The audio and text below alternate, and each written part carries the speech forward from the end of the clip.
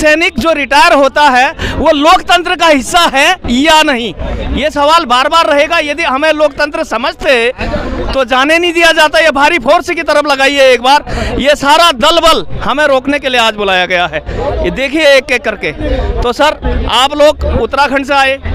जी sir, Uttarakhand से आए। हम सुबह 2 बजे के चले हुए हैं और काफ़ी मशक्क़त से यहाँ पे पहुँचे हैं। यहाँ पे सारा पुलिस फोर्स हमारे ऊपर लगा दिया गया। हम सिर्फ अपने जहाँ पर हमारा शहीद द्वार बनाया गया था वहाँ पे जाने के लिए प्रयास किया तो हमें नहीं जाने दिया गया, हमको रोक दिया गया। जी सर, शहीदों को श्रद्धांजलि की बात सरकार को आज तक, चाहे वो सैनिक हो, पूर्व सैनिक हो, वीर नारियां हो, सबने आंख बंद करके वोट दी है और ये उसी का नतीजा आज हम भुगत रहे हैं। क्योंकि जो भी अधिकारी ऊपर बैठे हुए हैं एमओडी में, वो सरकार को भ्रमित कर रहे हैं। सरकार कह रही कि हमने सब कुछ दे दिया, लेकिन उसका जो डिवाइड है वो कर रहे हैं वो लोग वहाँ पे।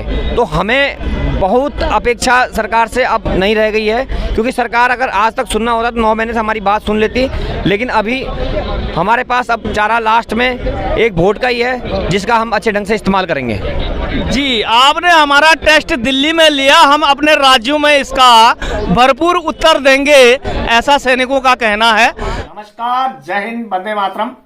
परिहार विजय पथ में एक बार फिर आप सभी का स्वागत।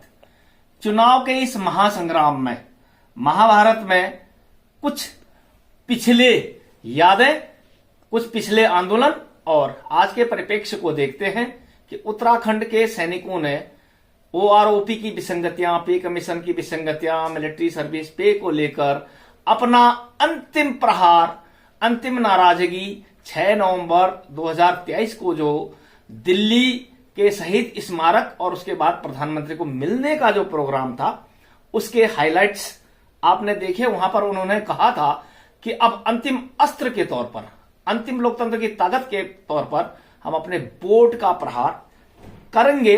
तो उसी का एक ट्रेलर देहरादून टिहरी लोकसभा का क्षेत्र है और सैन्य बहुल क्षेत्र है। यहां का एक क्षेत्र गढ़ीकैंट के कांडली क्षेत्र में है। जब यहां के भारतीय जनता पार्टी, माननीय उत्तराखंड की सरकार अब्लिक देश की सरकार कहिए, वो जनता के बीच जब वोट मांगने जाते हैं तो उनका किस प्रकार से स्वागत किया जाता है, इसे पहले देखिए और फिर आगे बात करते हैं।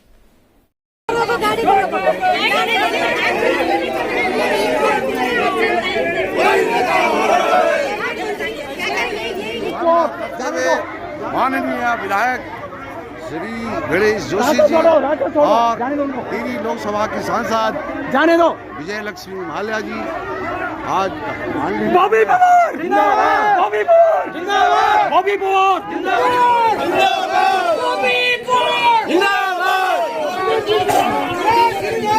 लिए आपसे ये बात कहना चाह रहा हूँ कि हम अगर वोट दें तो किसको दें, क्योंकि हमारी जिसको आपका मन करता है उसको वोट दें। नहीं ना, वो तो ठीक है, ऐसा है, वोट करने के लिए कोई बाध्य नहीं है। जहाँ आपका दिल करता है उसे वोट दीजिए।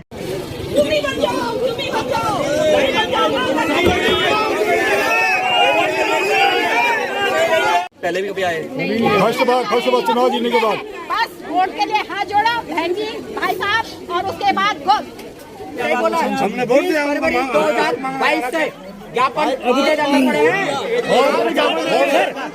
भ्रष्ट है। आपकी खासी नाराजगी आज गणेश जोशी से दिखाई दे रही है, तो क्या कुछ इसका कुछ मुख्य कारण भी कि गणेश जोशी से नाराजगी की, सरकार से नाराजगी है? मेरी सरकार की साहब, वो सरकार के सेकंड इन कमांड भी है। मैं जो मानता हूँ मुख्यमंत्री के एवज में सेकंड इन कमांड भी है। मैं उनसे सवाल पूछूंगा और मैंने उनको 1 बार नहीं, 2 बार नहीं, 3 बार नहीं, 4 बार नहीं, 5 बार वोट दिया है। माननीय सांसद महोदय को 1 बार नहीं, 2 बार नहीं, फिर भी देने के लिए वोट रहे।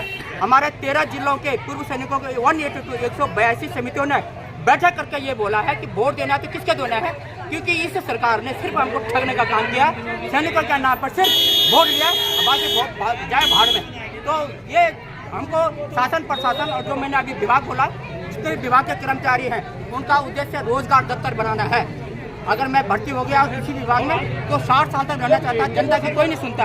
अगर एक भी अपने 4 लोग ड्यूटी को करे, उसका निदान यही है कि जितने भी उच्च पद पर बैठे हुए वो अपने चेक एंड बैलेंस को बनाए। धन्यवाद। सर आपका नाम बताइए। मैं कैप्टन कुलदीप सिंह नेगी, आज एसोसिएशन उत्तराखंड का मसूरी मंडल का उपाध्यक्ष। आज जो आपने विरोध किया है गणेश जोशी जी के चक्कर, काफी ज्यादा विरोध देखने को मिल रहा है, काफी संख्या आप लोग इकट्ठा हो गए हैं। क्या कुछ कारण है इसके पीछे, किस बात का विरोध आप लोग कर रहे हैं? इसके कारण मुझसे पूर्व कैप्टन चंदन साहब भी व्याख्यान कर चुके हैं। जो मूल सुविधाएं उनसे हम वंचित हैं। भारत का ये अंतिम गाँव है। हम 800 रुपये महीने का पानी, बिल्डर का जो बोरिंग वाला पानी पीते हैं, ये तो एक चीज़ है।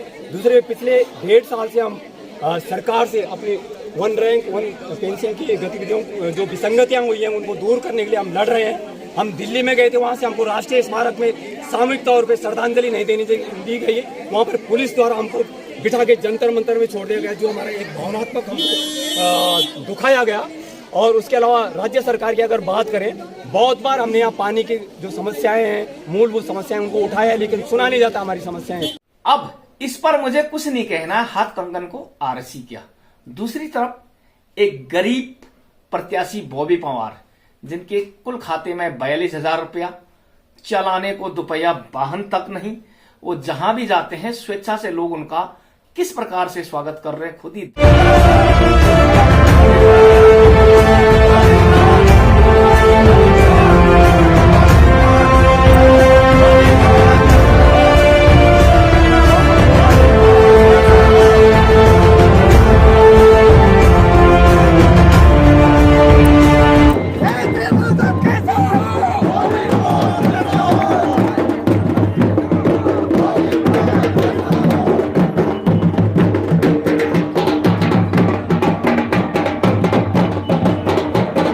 सभी जगह स्थिति ऐसी नहीं है। 2 सीटें उत्तराखंड में ऐसी हैं, हरिद्वार और नैनीताल, जिसमें सैनिक परसेंटेज थोड़ा कम होने के साथ साथ मिक्सअप है, और जहां पर मौजूदा सरकार की पार्टी मजबूत नजर आती है। तो हरिद्वार लोकसभा सीट से पूर्व फ्लाप मुख्यमंत्री त्रिवेंद्र सिंह जी को टिकट वहां पे मिला है, और उनके रुड़की क्षेत्र की rally, Roorkee cantt areas, Dhandera इलाके की रैली की एक झलक देखते हैं। पूर्णतः सैनिक बहुल, और सैनिकों ने ही मंच दिया, और पहले उनकी रैली की झलक देखिए। और मैं आह्वान करता हूं, हमारा पूर्व सैनिक बाले क्षेत्र यहाँ से इस खानपुर विधानसभा से भी सबसे ज्यादा लीडिंग लोकसभा में होती है। और मैं आपसे आह्वान करता हूं कि पूर्व सैनिक पूरे दल बल के साथ मतदान में हिस्सा लेंगे और आपको विजयी बनाएंगे। आदरणीय त्रिवेंद्र जी।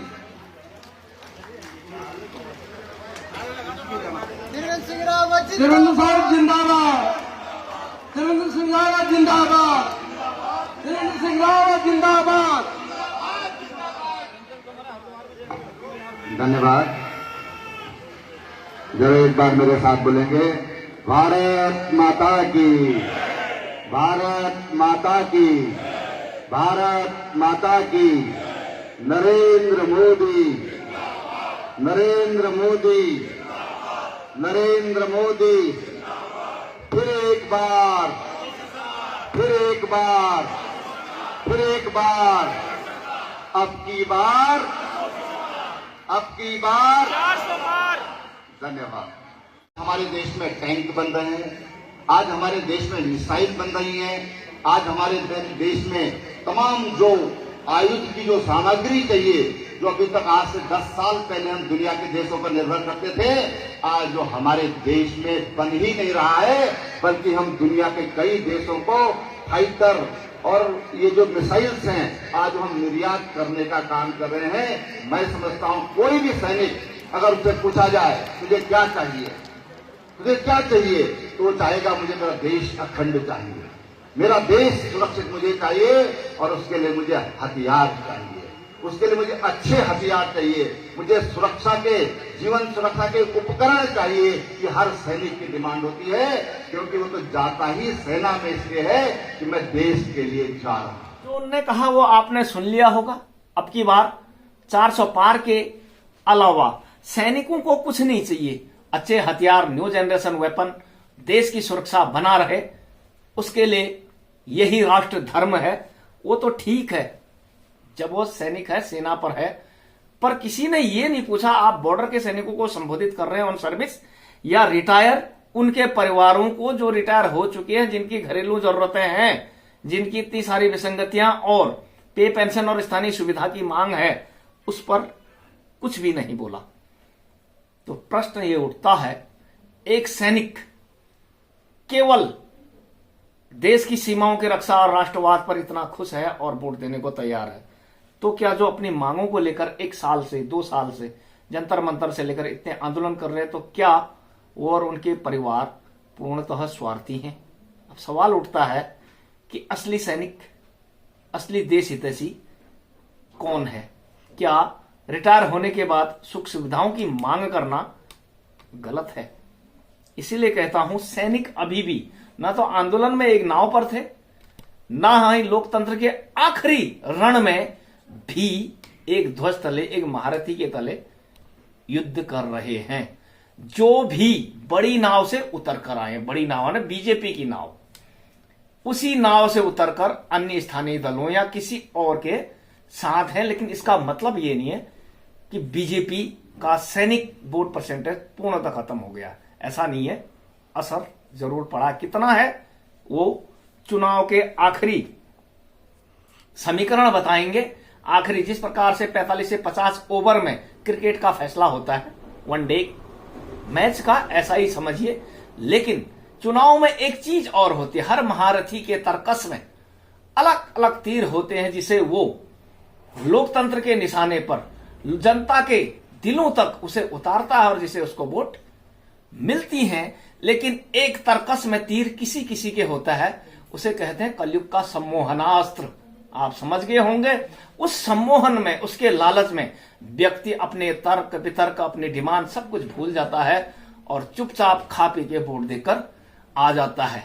इस अस्त्र से सिर्फ वो लोग बच पाते हैं जिनका जमीर, जिनका ईमान मजबूत होता है, जो लालची नहीं होते हैं, जो सच्चे होते हैं और जिनका उद्देश्य सही होता है, यानी जो बिकाऊ नहीं होते हैं, जो किसी भी कीमत पर अपने ईमान की कीमत नहीं लगाते हैं और वोट की कीमत को पहचानते हैं।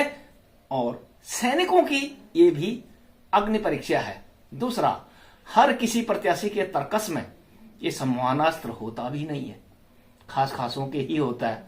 खास करके निर्दलीय, अभी उभरे दल, छोटे दलों के तर्कस में शायद ही ऐसा कोई तीर हो। इसलिए सतर्क रहें, जागरूक रहें, मतदान का प्रयोग इस प्रकार से करें, सरकार किसी की भी बने वो आपको सुने। इसी प्रकार से बिना उद्देश्य के कहीं भी बोलते ना, ब्लैंक टारगेट फायर, ऐसा करेंगे तो कोई भी बने वो आपकी नियत, आपके अक्ल को भांप कर आपको कभी नहीं सुनेगा। तो बना रहे विजय पथ के साथ। धन्यवाद, नमस्कार, जय हिंद, वंदे मातरम।